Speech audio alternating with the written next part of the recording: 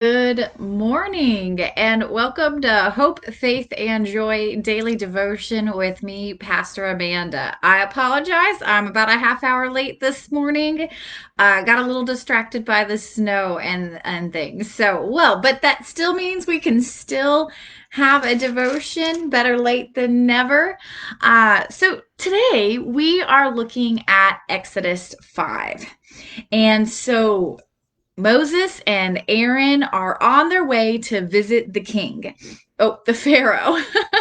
And they deliver the message just as God said they should.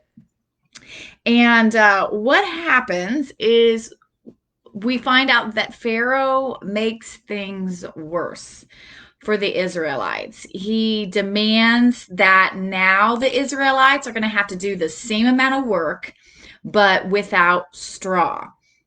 And then what happens? And so let's just stop there for a minute. I'll just stop there for a minute.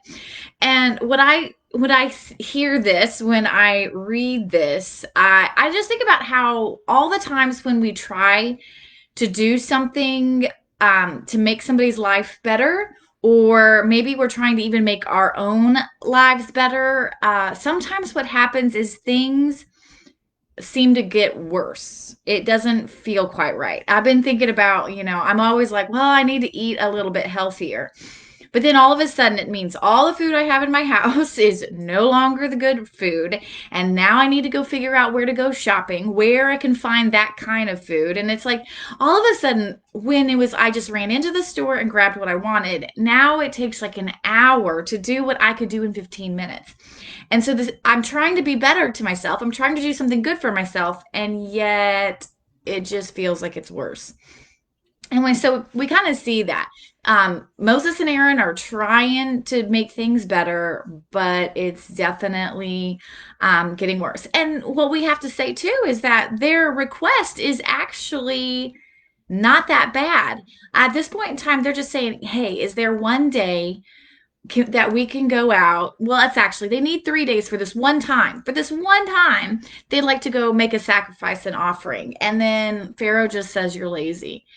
So this decree goes out that the Israelites have to now make their own bricks without straw. They're going to have to go get the straw themselves, but they have to complete the same amount of work. And of course, the Israelite supervisors are like, this isn't working. We're going to have to like beat our people. Like, this is not going to work. So they go to Pharaoh and they say, Pharaoh, like, this isn't working. This is too much. It's too hard. And Pharaoh says, I'm not giving in. You're going to do what I have to say. And so, of course, then the Israelites masters, or the ones who are overseers, the supervisors, then go to Moses and Aaron and they blame them. They blame them for the condition they're living in. I find that very, very interesting. They're blaming the people who asked to help them for the harshness of Pharaoh.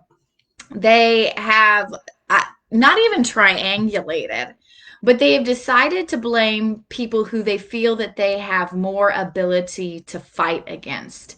They have more ability to into come against. And so, but who's really to blame for their problem? It's Pharaoh.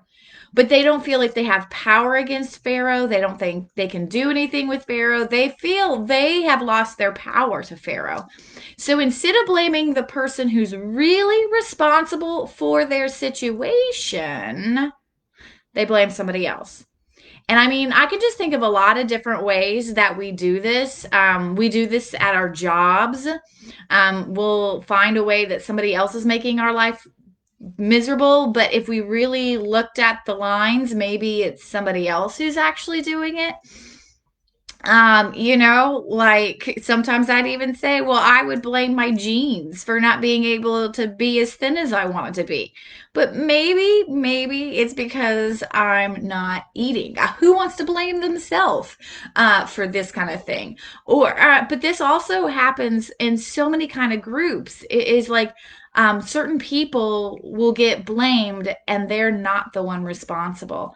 And so I think it's important for us to take a time to reflect in our lives that if we're struggling about something, if we're feeling like somebody or something is the cause of our pain, for us to really reflect as to who is the culprit? What is the culprit?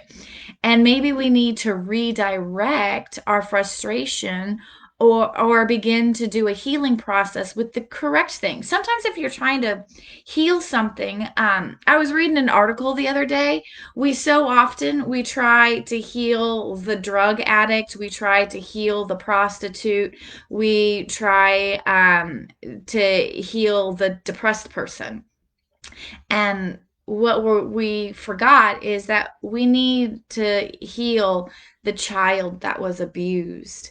We need to heal the child that had been abandoned. We need to heal the child that, wasn't taken care of properly. But we look at the wrong thing. We think drugs is the problem, but it's that child was abused. And so we have to really think about what are we trying to go up against? Because if we actually go up against the right, correct thing, healing can happen. And yes, it's difficult and yes, it's hard, but we have to remember what is really the trigger in this situation. And so, chapter five, yes, is a lot of repetition. And so, but that's what I kind of get out of it today. And I hope that gives you pause to think about, are we really working towards the true triggers that are maybe causing the frustration in our life right now? Or do we need to rethink and redirect our attempts? So, thanks for joining me today, Pastor Amanda with Hope, Faith, and Joy, and we'll see you tomorrow.